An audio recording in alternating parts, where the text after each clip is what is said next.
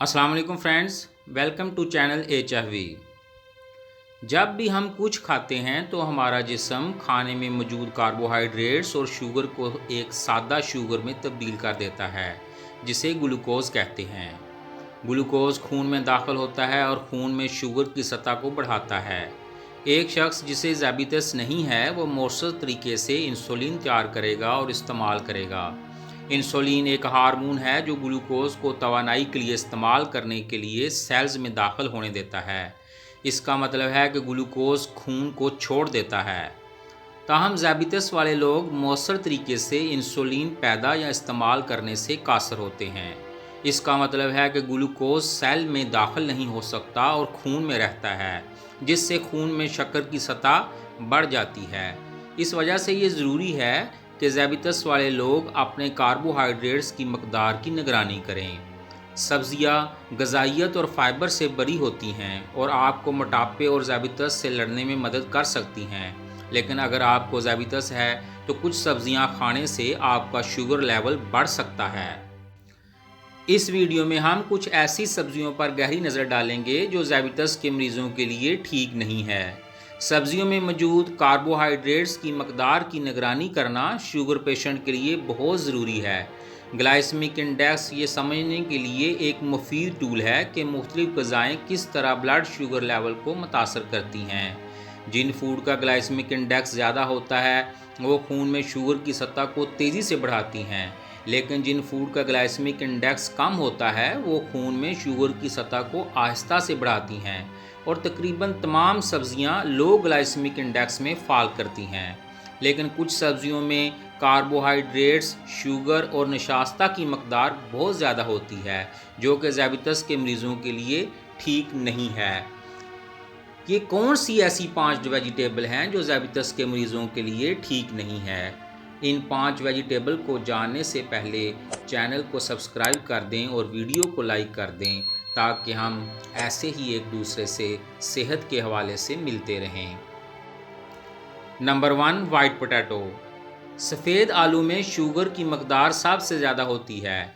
एक दरमियाने साइज़ के आलू में तकरीबन 37 ग्राम कार्बोहाइड्रेट होते हैं और एक उबला हुआ आलू का ग्लाइसेमिक इंडेक्स 82 तक पहुंच सकता है। आलूओं को गैर सेहतमंद कुकिंग ऑयल में फ्राई करने से सैचुरेटेड और ट्रांस फैट का मवाद बढ़ जाता है, यहाँ तक कि आलूओं को उबालने से अहम ग़िज़ाई अज़ा निकल जाते हैं। इन दोनों तरीक़ों की बजाय अगर आपको आलू बहुत पसंद हैं तो आलू के अहम ग़िज़ाई अज़ा से फ़ायदा उठाने के लिए आप आलू को बेक या बाँप या ओवन करके इस्तेमाल कर सकते हैं। 2016 की एक तहकीक से पता चला है कि जो ख़वातीन बाकायदगी से आलू खाती हैं इनका ब्लड प्रेशर बढ़ जाता है। और हार्वर्ड यूनिवर्सिटी की एक हालिया तहकीक में दरियाफ़्त किया गया है कि जो लोग बाकायदगी से फ्रेंच फ्राइज़ और बेक्ड या मैश्ड आलू खाते हैं वो 4 साल में औसतन 3.5 पाउंड तक अपना वज़न बढ़ाते हैं। Number 2, green peas. मटर के अंदर मौजूद नशास्ता की मकदार का मतलब है कि वो आपके ब्लड शुगर को दीगर गैर नशास्तादार सब्जियों के मुकाबले में ज़्यादा और तेज़ी से बढ़ा सकते हैं। ताहम मटर के अंदर पाई जाने वाली शुगर पेचीदा है। इसका मतलब ये है कि वो आपके जिस्म के अंदर टूटने में ज़्यादा वक्त लेगी। मटर में कार्बोहाइड्रेट की मकदार दीगर सब्जियों के मुकाबले में ज़्यादा होती है, लेकिन मटर फ़ायदेमंद एंटीऑक्सीडेंट से भरे होते हैं, जैसा कि फ़ाइबर और ओमेगा 3 फैटी एसिड। इसका मतलब ये है कि आप मटर को आधे कप के सर्विंग साइज़ में ले सकते हैं और इन्हें मतवाज़न खाने के हिस्से के तौर पर खा सकते हैं। सिर्फ एक कप सब्ज़ मटर में तकरीबन 20 ग्राम कार्बोहाइड्रेट होता है। Number 3, corn. ज़ाबितस के शिकार अफराद के लिए मतवाज़न खाने के मंसूबे के हिस्से के तौर पर मकई को इतदाल में खाया जा सकता है।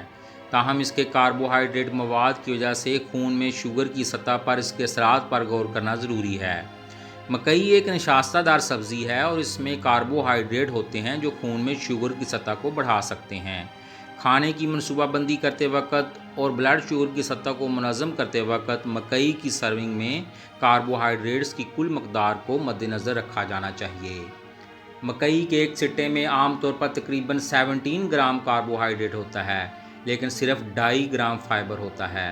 मकई की गुठली का सिर्फ 1 कप आपको 25 ग्राम से ज़्यादा नशास्ता दे सकता है।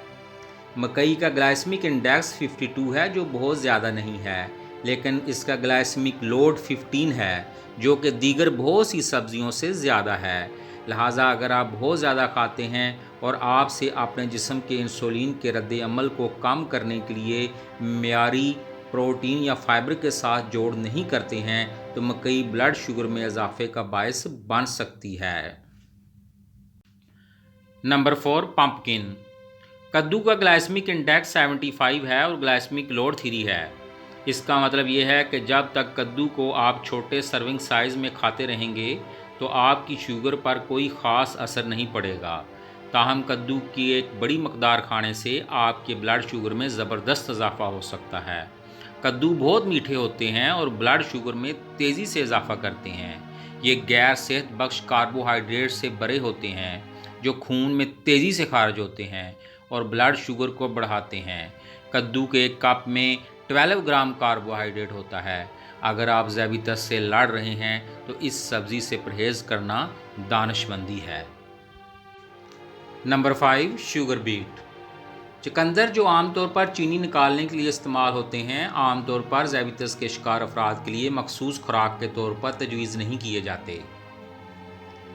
चुकंदर को मतवाज़न खाने के मंसूबे के हिस्से के तौर पर दाल में शामिल किया जा सकता है, लेकिन ये ज़रूरी है कि खुराक के मजमूई कार्बोहाइड्रेट मवाद पर गौर किया जाए और ये यकीनी बनाया जाए कि ये आपकी ग़िज़ाई ज़रूरियात और ब्लड शुगर कंट्रोल करने के अहदाफ के मुताबिक हो। चुकंदर में कार्बोहाइड्रेट्स निस्बतन ज़्यादा होते हैं। औसतन इनमें तकरीबन 17 से 20 ग्राम कार्बोहाइड्रेट फ़ी 100 ग्राम कच्चे चुकंदर में होते हैं। चुकंदर का ब्लड शुगर की सतह पर असर सिर्फ आपके सर्विंग साइज़ पर डिपेंड करता है। चुकंदर को दूसरे माइक्रोन्यूट्रिएंट जैसे प्रोटीन, फाइबर और सेहतमंद चिकनाई के साथ लेने से खून में शुगर की सतह में इजाफे को कम करने में मदद मिल सकती है।